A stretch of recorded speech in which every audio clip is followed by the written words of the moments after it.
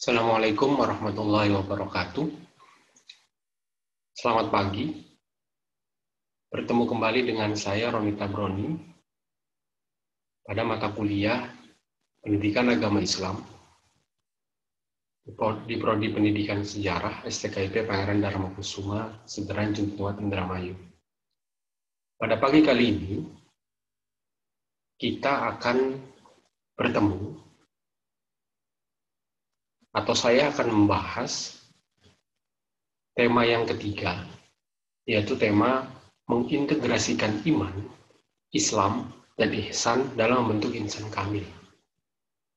Jadi setelah kita bertemu bagaimana manusia bertuhan, bagaimana kemudian agama menjamin kebahagiaan, maka untuk pertemuan keempat ini, kita akan bersama-sama membahas apa itu iman, apa itu Islam, apa itu ihsan, kemudian bagaimana kemudian mengintegrasikan ketiganya, sehingga dapat membentuk insan kamil atau manusia sempurna. Ada 3 subbahasan pada pertemuan kali ini. Yang pertama, konsep atau urgensinya. Konsep dan urgensi dari iman itu apa, Islam itu apa, ihsan itu apa, yang kemudian dapat membentuk insan kamil atau manusia sempurna. Yang kedua, bagaimana kemudian membangun argumen tentang karakteristik insan kamil tersebut, dan bagaimana metode pencapaiannya. Dan yang terakhir, apa kemudian landasan-landasan yang bisa kita gunakan dari historis, filosofis, teologis tentang iman, Islam, dan ihsan tersebut sebagai pilar agama Islam dalam membentuk insan kamil. Kita ke subbahasan yang pertama.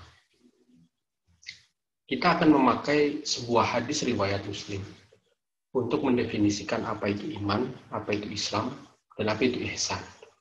Yang kemudian akan muncul definisi insan kamil yang nanti saya ambil dari definisi Ibnu Arabi. Pertama kita ke iman dulu, ke Islam dulu. Islam, kalau menurut hadis riwayat Muslim, Islam bersaksi bahwa sesungguhnya tiada Tuhan selain Allah. Jadi kuncinya adalah la ilaha illallah, dan sesungguhnya Muhammad itu utusan Allah. Engkau mendirikan sholat, menunaikan zakat, berpuasa di bulan Ramadan, dan berhaji ke Baitullah jika mampu. Ini kemudian kita kenal dengan namanya rukun Islam. Yang kedua, iman, kalau menurut Rasulullah, adalah beriman kepada Allah dan malaikatnya, kitab-kitabnya, rasul-rasulnya, hari akhir, dan qadar atau takdir baik buruknya. Ini kemudian kita kenal dengan rukun iman. Yang terakhir, ihsan itu apa? Ihsan adalah beribadah kepada Allah seakan-akan engkau melihatnya atau dia, Allah, melihatmu. Nah, bagaimana kemudian mengintegrasikan ketiganya? Islam, iman, dan ihsan ini kemudian menjadi insan kamil. Insan kamil itu apa? Nah, Ibnu Arabi kemudian berusaha mendefinisikan insan kamil dengan insan kamil adalah mengimani Allah dengan cara penyaksian, bukan cara pendefinisian. Lagi-lagi ini kemudian bisa membuat kita berpikir bersama, apakah kita sudah mengimani Allah dengan cara penyaksian, tidak dengan cara pendefinisian. Seringkali kita membuat definisi tentang Allah. Allah seperti ini, Allah seperti itu. Nah, itu menurut Ibnu Arabi itu bukan insan kamil. Itu masih dengan cara pendefinisian, belum sampai ke tataran atau tahap penyaksian. Jadi insan kamil sampai ke tahap penyaksian menurut Ibnu Arabi. Nah, kemudian kita bicara tentang tingkatan insan kamil. Saya akan mengutip pendapatan Abdul Karim Jili. Menurut Abdul Karim Jili, ada 3 tingkatan insan kamil. Jadi insan kamil sendiri pun ada tingkat-tingkatannya. Yang pertama, tingkat permulaan atau al-bidayah. Menurut Abdul Karim Jili, pada tingkat ini, manusia atau seseorang mulai dapat merealisasikan asa dan sifat-sifat ilahi dalam dirinya. Jadi mulai mengerti bahwa ada sifat-sifat ilahi dalam dirinya. Mulai dapat merealisasikan. Nah, yang kedua, tingkat menengah atau at-tawasud. Menurut Abdul Karim Jili, pada tingkat ini manusia kemudian akan meningkat pengetahuannya tentang segala hal, karena sebagian hal-hal gaib telah dibukakan. Jadi hal-hal gaib di sini bisa masa depan, bisa nasib seseorang, maksudnya kematian dan kelahiran seseorang. Nah, tapi yang kemudian yang paling tinggi dari tingkat insan kamil adalah tingkat al-khitam, tingkat terakhir. Dan ini manusia kemudian dapat merealisasikan citra Tuhan. Atau kalau tadi istilah Ibnu Arabi adalah mulai bisa menyaksikan Tuhan, menyaksikan Allah, atau penyaksian terhadap Allah. Nah, untuk pembahasan kedua, kita akan melihat landasan-landasan historis, filosofis, dan teologis tentang iman, Islam, dan ihsan sebagai pilar agama dalam bentuk insan kamil. Yang pertama, kita akan bicara tentang sejarah, tentang definisi, atau secara filosofis terlebih dahulu. Secara filosofis, insan kamil ada 3 ulama yang kemudian bicara tentang insan kamil. Yang pertama sudah menyebutkan Syekh Ibnu Arabi pada abad ke-14 beliau hidup. Jadi beliau kemudian mendefinisikan insan kamil adalah penyaksian, serta beliau juga kemudian membagi insan manusia berdasarkan satu, insan kamil, yang kedua manusia setengah manusia. Maksud saya ini salah tulis ya. Ini manusia setengah monster. Jadi kalau manusia belum menjadi seorang insan kamil, dia masih ada sifat-sifat monster atau sifat-sifat setan. Sifat-sifat buruk. Nah, yang kedua, definisi insan kamil,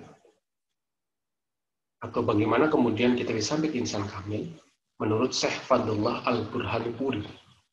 Menurut beliau, bagaimana kemudian manusia bisa mencapai derajat insan kamil adalah berdasar proses tanazul Tuhan dari martabat ahadiyah hingga martabat insan kamil. Jadi kita bisa mengerti atau bisa merefleksikan caranya dengan cara merefleksi, atau kita menuju martabat insan kamil caranya dengan kemudian merefleksikan sifat-sifat Tuhan, atau kalau dalam menurut istilah Fadlul Al-Burhanipuri adalah ada proses tanazul Quran dari martabat ahadiyah hingga martabat insan kamil.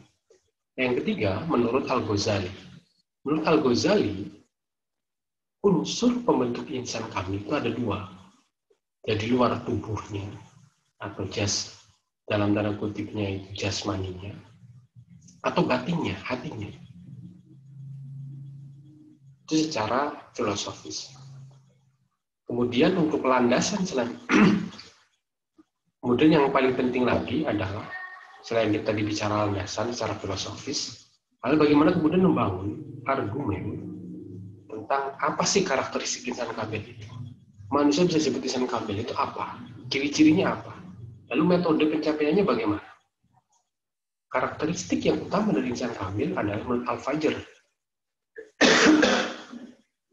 Al-Fajr ayat 27-30 adalah manusia yang kemudian mampu menundukkan nafsunya hingga mencapai nafsu mutmainnah. Ya ayyatuhan nafsul mutmainnah, irji'i ila sabili rabbi. Yang kemudian selanjutnya adalah bagaimana kemudian metode pencapaiannya. Metode manusia untuk dapat mencapai derajat insan kamil ada 2. Yang pertama, beriman secara benar dan berniat memproses diri menuju martabat insan kamil. Jadi ada niat dalam diri manusia untuk menjadi seorang yang insan kamil. Yang kedua yang berat adalah jihad akbarnya. Jihad akbar dalam artian bukan berperang ya, tapi jihad, usaha, kemudian dengan yakin, usaha dengan benar-benar untuk menundukkan, ini bukan menunjukkan ya, untuk menundukkan nafsu dan syahwatnya. Ini yang paling penting, karena ketika kita sudah berniat, maka yang menjadi sangat penting adalah kita kemudian bisa mengimplementasikan niat tersebut. Oke, itu tentang insan kamil. Jadi bagaimana kemudian setelah kita memahami rukun iman, rukun Islam, kemudian ihsan, yang mana kemudian kita beribadah seakan Allah tahu, melihat, atau seakan-akan kita melihat Allah, maka tujuan akhir dari itu semua adalah bagaimana kemudian kita mencapai insan kamil. Dan sudah disebutkan definisinya, kemudian kita juga sudah sampai ke ciri-cirinya dari seorang insan kamil dan bagaimana metode mencapainya. Maka kemudian tugas yang akan saya berikan adalah saya ingin mahasiswa mampu mengidentifikasi diri mereka. Definisinya nanti akan diisi dengan kolom penunjang dan penghambat dari bagaimana kalian mencapai atau mendekati derajat insan kamil. Mungkin ada penunjang apa, ada penghambat apa. Nanti tulis dalam sebuah kolom saja, tidak terlalu banyak, cukup 1 lembar. Nanti akan dikumpulkan untuk di pertemuan yang kelima. Mungkin itu saja dari saya untuk pembahasan insan kamil. Kita bertemu minggu depan pada pertemuan yang kelima, atau bertemu pada video selanjutnya pada pertemuan yang kelima. Semoga bermanfaat. Saya akhiri. Terima kasih perhatiannya. Saya akhiri. Assalamualaikum warahmatullahi wabarakatuh.